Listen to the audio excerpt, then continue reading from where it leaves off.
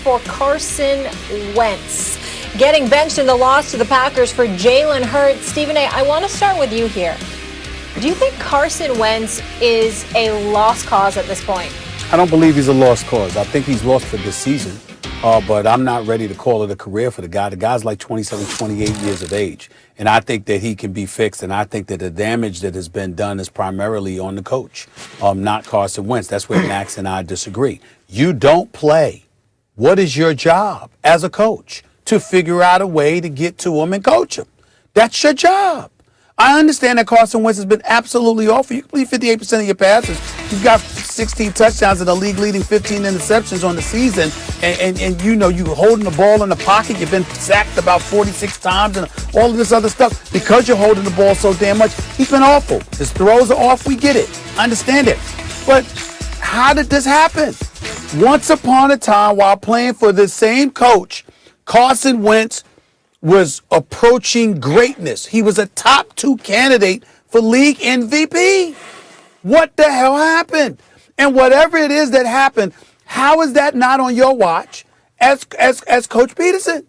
How? I don't understand how we could do that. We can look at Roseman, and we can say Howie Roseman should have got, the DK Metcalfs and the A.J. Browns of the world, got the brother some help. Deshaun Jackson was supposed to be there. He's been injury-prone since he's arrived there. We got all of that. Can't be helped. I got that.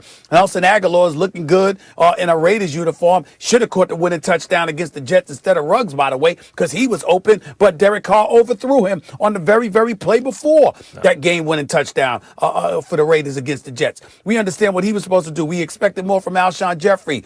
Zach Ertz has been hurt. Goddard's back. They should be running the football more. They should be utilizing their running game more. There's a lot of questions. And I'm saying, I got to look at the coach, too. I'm not absolving Carson Wentz by any stretch of the imagination. But I got to look at the coach. I got to look at him. What's your job? Look, you have joined essentially the apologists. You're clearly saying Wentz has regressed. I get that at this point. I get that. But it's ridiculous to blame this on anybody but Wentz. Look, Peterson's got to go. I made that clear. The play calls, he's got to go. Roseman's got to go. You're saving your second-round pick. You don't want to trade for DeAndre Hopkins. Oh, you're going to trade up for a better receiver, maybe a CD Lamb. No, you're using that to replace Wentz? Okay. Peterson, you don't want to use your running backs at all. You have the 4th best run blocking in the league on the line. You have a stud back and a nice change of pace guy. You don't want to use him at all?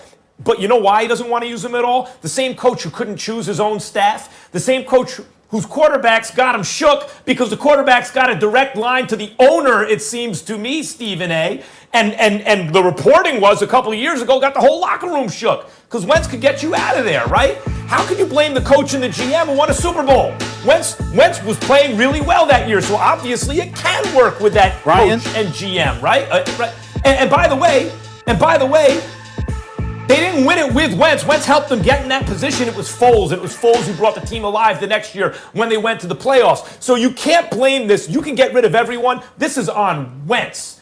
Stephen A., Wentz has regressed. His enablers, the guys who gave him affirmation in the press on the team, maybe the owner, that's the problem. He hasn't worked on the things. I was sounding the alarm after every win that people were lauding at the end of last year. I was sounding the Wentz alarm. This is why. He is unfixable. He will never be a great quarterback. You can't trade him. But this is what you can do. You can start Jalen Hurts for the rest of the season. Not because it gives you the best chance to win. Not because you're trying to teach Carson Wentz anything or hold him accountable. I said do that a month ago. That ship has sailed. Because you got to find out if Hurts can be your quarterback or if you have to draft a quarterback with your top 5 or 6 I want to chime in and ask you a question. Because I don't really care about all of those points that you made. I care about one thing you said and one thing only. You talked about Peterson not having the cachet or the latitude to pick his own coaching staff.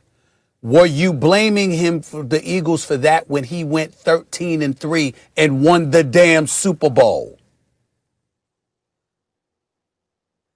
Stephen A., who did win the Super Bowl? In other words, it wasn't an issue then.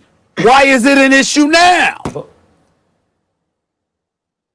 Because now is when you need to hold Wentz accountable. Back then, you didn't have, not only was Wentz great on the money down, not only was Wentz the MVP of the season until then, under Peterson, right? Not only was that true, but you won the Super Bowl with a different dude. And that dude played lights out. And then the next year, you were under 500 when Wentz's injury took him out and Foles came in and the team was brought to life. Now you got to hold him accountable, and apparently you don't have the juice.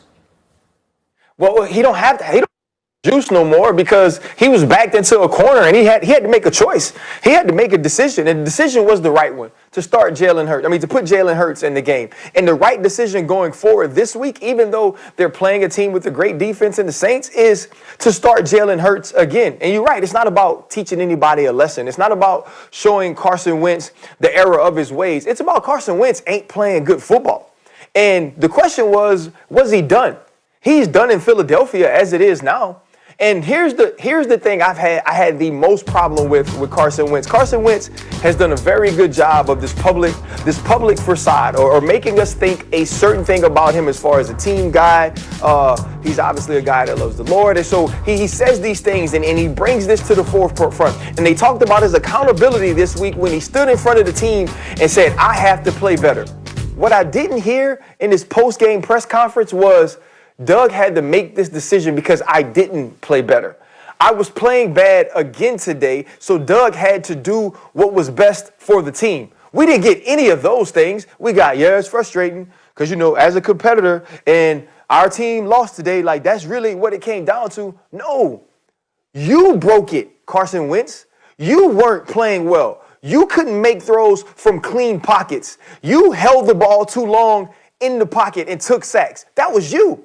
And then when Jalen Hurts began to play, the team had energy. The team had juice. It seemed like when Nick Foles would start to play and the team would have energy and juice. And there were so many times I came on here and I fought Max Kellerman. I was like, Max Kellerman, that's stupid. Nobody goes out and plays harder because there's another quarterback in the game. Maybe they don't play harder because there's another quarterback in the game. But maybe they play harder because the other quarterback is no longer in the game. And the dude I saw in the post-game press conference that refused to take public accountability, that refused to say, you know what, it was my responsibility to fix Carson. I haven't fixed Carson all year, so Doug had to do what he had to do to try to fix the team. That dude ain't stand up. He blamed other people. He talked about communication. He talked about what he didn't know and how he felt, but never how he played. So Doug made the right decision. The right decision is to rock with Jalen Hurts the rest of the way out, and then you figure the rest of the offseason or the rest of next season out after this season is over. Because for now, Ryan should be over. Ryan, listen, everybody, I was so far out ahead of this. I obviously was seeing things. I wasn't lucky that I guessed Carson Wentz was regressing. Just take my word for this one so everyone's not late on this next one, okay? Let me be very clear. They need to play Hurts. Not because he gives them the best chance to win, and not to hold Carson Wentz accountable. The time to hold Carson Wentz accountable, the last gasp, was a month ago when I told you that, right?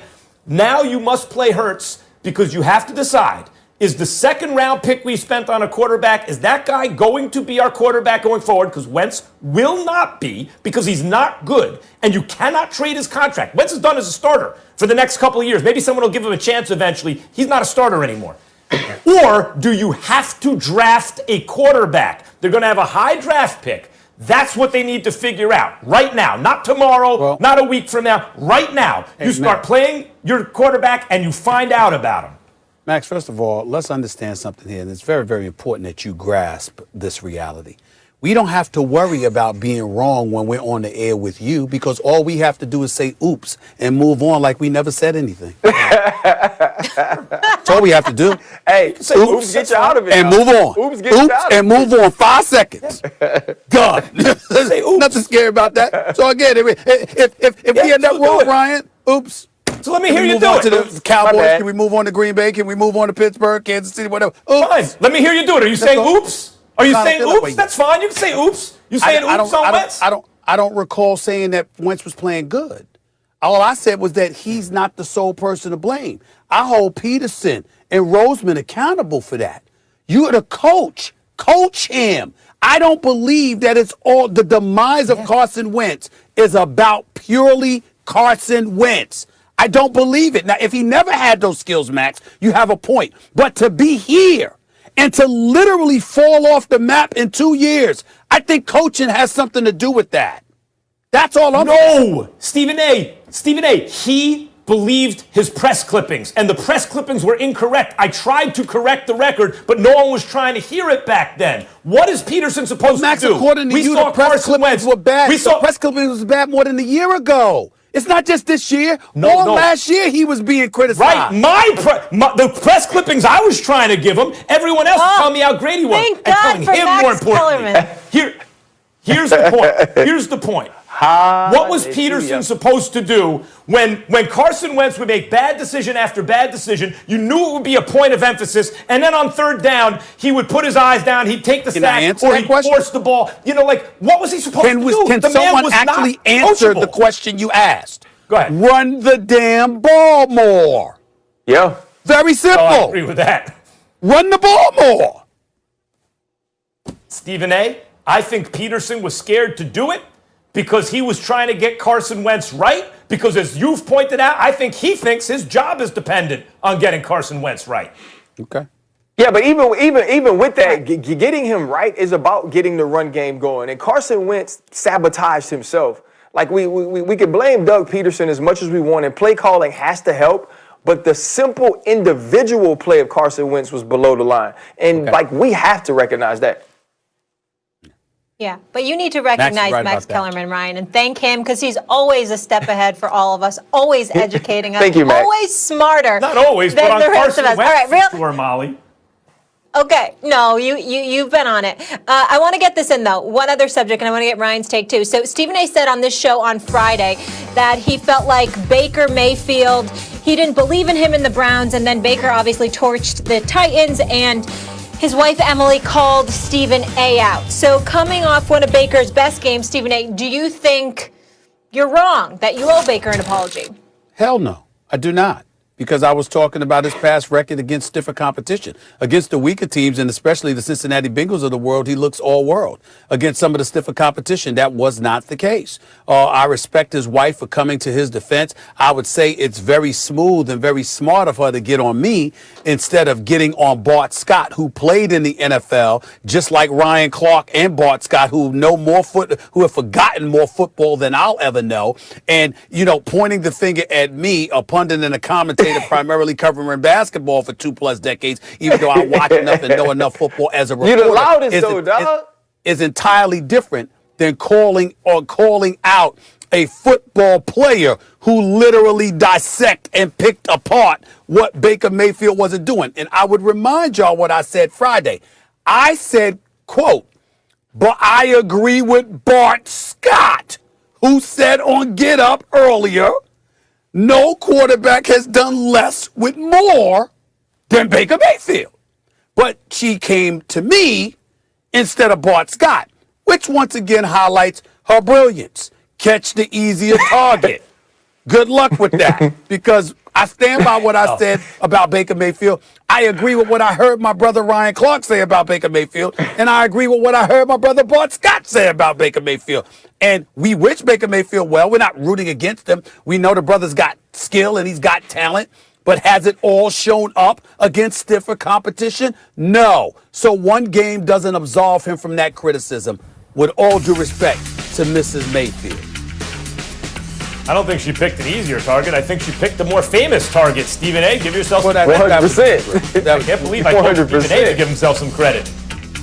Hey, by the way, Baker Mayfield's quote told me everything I need to know about where his head is and where his game is heading if he remains this way.